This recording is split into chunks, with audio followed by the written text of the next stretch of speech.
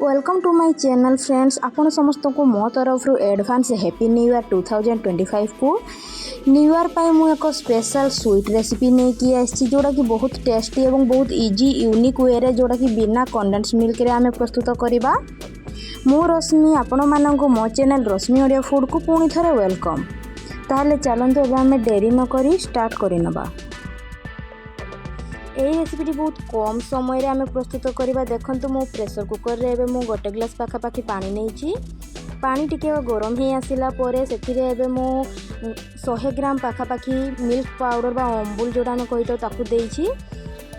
या भल भाव एपट सेपट कर मिक्स करने। एथिरे मु बासुमती चाउल हाफ कप पाखापाखि नहीं।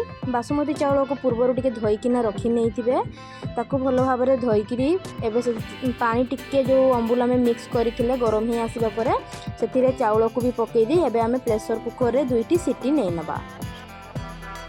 देखंतु आमर चाउल खीरीटी आमर मिल्क पाउडर सहित भल भाव में मिक्स हो जाइछि एवं चाउल मध्य भल भाव में हेई आसीछि।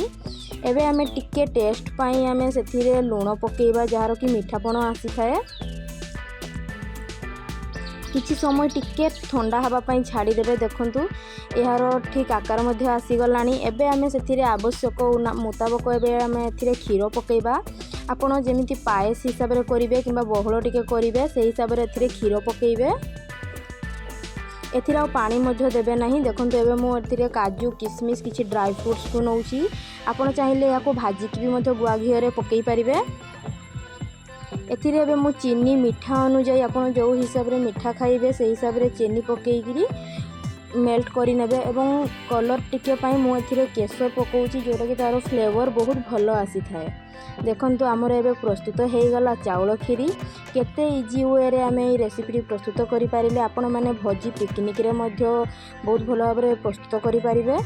ताहले आपण मानकु मो भिडियोटी किपरि लागला लाइक्स कमेंट्स रे तो निश्चित जणैबे एवं जे माने नुआ अछंती से माने सब्सक्राइब करि देबे। Bye friends.